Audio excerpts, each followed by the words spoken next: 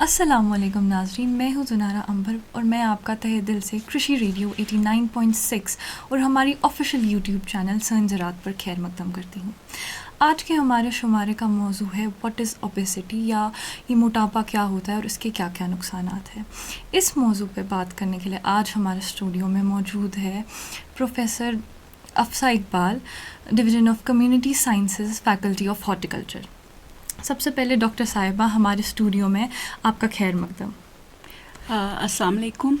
मैं पहले बहुत बहुत शुक्रगुज़ार हूँ डायरेक्टर एक्सटेंशन और आपकी टीम, यूट्यूब चैनल संजरात और 89.6 रेडियो एफएम को, जिन्होंने मुझे मौका दिया यहाँ पे आने का और इस मौजू पे बात करने का और अपनी राय रखने का, ताकि मेरी बातों से अगर किसी को फ़ायदा हो और उसकी सेहत अच्छी हो तो आई विल बी हैप्पी। तो इस चीज़ के लिए मैं बहुत बहुत आप लोगों का शुक्रिया अदा करती हूँ। बहुत शुक्रिया मैम आपका। सबसे पहला मेरा सवाल है, व्हाट इज़ ओबेसिटी, या ये मोटापा होता क्या है? बेसिकली मोटापा हम बोलेंगे जब किसी इंसान का वज़न बढ़ता है, तो जो वज़न बढ़ता है उसमें दो चीज़ें होती हैं, या तो आपका मसल वेट बढ़ता है या आपका फ़ैट वेट बढ़ता है। तो जो एक्यूमुलेशन ऑफ फ़ैट ज़्यादा हो हमारी बॉडी में, जितना कि ज़रूरत ना हो, एक्यूमुलेशन ऑफ फ़ैट हमारी बॉडी में बिसाइड्स हमारे वेट के ज़्यादा, उसको हम मोटापा बोलते हैं। इसको हम नापते हैं, उसके लिए एक स्केल होती है जिसको हम बोलते हैं BMI। तो BMI का जो प्रोसीजर है वो हम यहाँ पे बात नहीं करेंगे, मगर उसमें हमारी एक स्केल लगी होती है कि 30 के अबो, जो भी उसमें 30 के अबो आता है उसको हम ओबीस बोलते हैं, यानी हद से ज़्यादा मोटा या हद से ज़्यादा उसकी जिस्म में चर्बी है। और 25 से ज़्यादा उसको हम ओवरवेट बोलते हैं, यानी जब BMI 25 से कम हो तो उस इंसान की बॉडी वेट नॉर्मल है, उसमें ओबेसिटी या मोटापे का कोई भी निशान मौजूद नहीं है। Thank you ma'am. अब आप मुझे कहिए कि ये मोटापा जो है या ओबेसिटी, इसके क्या नुकसान आता है और ये किन चीज़ों से होता है? मैं बोलूँगी ये कि जो हमारा मोटापा है इसमें बहुत सारी मतलब आगे हेल्थ इश्यूज हो जाती हैं। सबसे पहले तो आपने देखा होगा कि जितना हमारा लाइफस्टाइल यहाँ लोगों का, हमारे बच्चों का, हमारे सब, क्योंकि अब लाइफस्टाइल में काफ़ी चेंजेस आई हैं, तो उसमें जो हमारा लाइफस्टाइल है, बाहर का खाना, जंक फूड खाना, अनहेल्दी खाना, इससे जो हमारा मोटापा हो गया है, उस वजह से बहुत सारी लाइफस्टाइल डिसऑर्डर्स भी हम देखते हैं, उनकी प्रेवलेंस बढ़ गई है। जैसे कि ब्लड प्रेशर ज़्यादा होता है, डायबिटीज़ ज़्यादा होता है, या फिर आपको कार्डियक प्रॉब्लम्स हो जाती है। आए दिन आप देखेंगे छोटे जवान बच्चे कार्डियक अरेस्ट से मर जाते हैं। तो ये सब हेल्थ फैक्टर्स जो हैं ये डिस्टर्ब हो जाते हैं ओबेसिटी से, क्योंकि ये ओबेसिटी और भी प्रॉब्लम्स क्रिएट करती हैं, बहुत सारे हार्मोन्स को इन्फ्लुएंस करती है, अंदर हमारे सिस्टम को डिस्टर्ब करती है, और हमारे लिए ये जो फैक्टर्स है, हेल्थ रिस्क फैक्टर्स है, ये बढ़ा देती है। ये जो मोटापा है, इसके लिए हमें क्या ग़िज़ा लेनी चाहिए, हमें क्या खाना चाहिए जिससे हम इस मोटापे से बच सकते हैं? सबसे पहले तो मैंने आपको पहले ही बोला कि लाइफस्टाइल डिसऑर्डर्स, हमें मोटापे की एक और वजह भी होती है जो मैं पहले बताना भूल गई, वो है कि कभी कभी मोटापा स्ट्रेस रिलेटेड होता है, यानी गमो फिक्र रिलेटेड भी होता है। तो वो भी हमारे खाने पीने को असर करता है, वो हम बाद में बात करेंगे कैसे। तो जो हमारा खाना पीना होता है वो हेल्दी होना चाहिए। हम जंक खाते हैं, आप देखिए हमारे बच्चे आए दिन चिप्स, जूस, घर का फ्रूट नहीं खाते हैं, घर में पका हुआ खाना नहीं खाते हैं, और जो हम बाकी प्रोसेस फूड्स भी लेते हैं। बिसाइड्स दैट जो हम बाज़ार का, मैं बोलती हूँ आजकल डेली रूटीन में हमारी जो लेडीज़ हैं, वर्किंग हैं, उनके पास टाइम की कमी भी होती है, ये भी एक प्रॉब्लम है। तो वो लोग भी प्रोसेस फूड बाहर से ले आते हैं। प्रोसेस मटन होता है, प्रोसेस्ड वेजिटेबल्स होती हैं, उनमें केमिकल्स जैसे प्रिजर्वेटिव्स डाले होते हैं, उनमें बहुत सारे प्रोसेसिंग मेजर्स की जाती है जो सेहत के लिए अच्छे नहीं होते। तो अच्छा रहता है हम घर का सीधा साधा खाना खाएँ अपने हेल्थ को ठीक रखने के लिए, अपने मोटापे से बचने के लिए। दूसरा होता है कि portion size.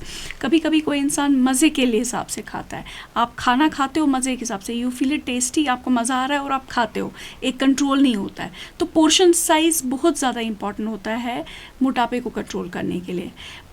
Portion size means अगर आपको एक कटोरी चावल खाना है, मगर आप एक कटोरी नहीं, आप 2 कटोरी खा रहे हैं, यानी आपकी जो कैलोरीज़ है, कैलोरीज रिक्वायरमेंट, फॉर एग्जांपल आपका 1000 कैलोरीज रिक्वायरमेंट है पर डे, अब 1000 नहीं खा रहे हैं, आप 2000 खा रहे हैं, और यहाँ से आप खर्च कम कर रहे हैं, खर्च आप 200 कर रहे हैं, खा आप 2000 रहे हैं, तो उससे भी एक फैक्टर होता है कि ये एक रीज़न होता है मोटापे का।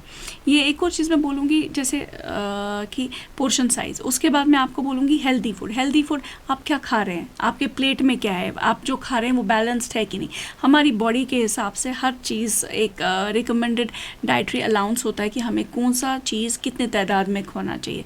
कोई भी चीज़ एक्सेस खाएंगे इट विल हैव एन, इसका एक बुरा असर ही होगा हमारे जिस्म पे। कोई भी चीज़ कम खाएंगे उसका भी एक बुरा असर होगा। जब आप कोई चीज़ कम लेते हैं तो आपकी बॉडी में न्यूट्रिशनल डेफिशिएंसीज हो जाती है। जैसे आपको पता है कि anaemia is a global issue right now, उसमें आपकी बॉडी में आयरन या विटामिन बी बराबर मिकदार में नहीं आता तो आपको एनीमिया हो जाता है। ऐसे ही जब आप फैट कंसिस्टेंट फूड ज़्यादा खाएंगे, शुगरी फूड्स ज़्यादा खाएंगे, रिफाइंड कार्ब्स ज़्यादा खाएंगे, तो वो कहाँ जाएगा, वो आपकी बॉडी में स्टोर ही हो जाएगा in the form of fat.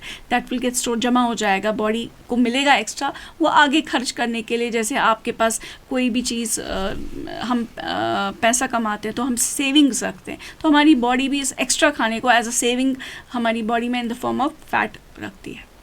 Ma'am, जैसा कि आपने अभी कहा कि गम, परेशानी, फ़िक्र से हमारे वज़न पे असर पड़ता है, आप बता सकती हैं इसके बारे में क्या असर पड़ता है? बिल्कुल, आपको मैं इतना बताऊंगी, जो हमारी प्रेजेंट जनरेशन है और प्रेजेंट लाइफस्टाइल है, आजकल लाइफ में रोज़ाना की जो लाइफ है हमारी, टेंशन, स्ट्रेस बहुत ज़्यादा बढ़ चुका है।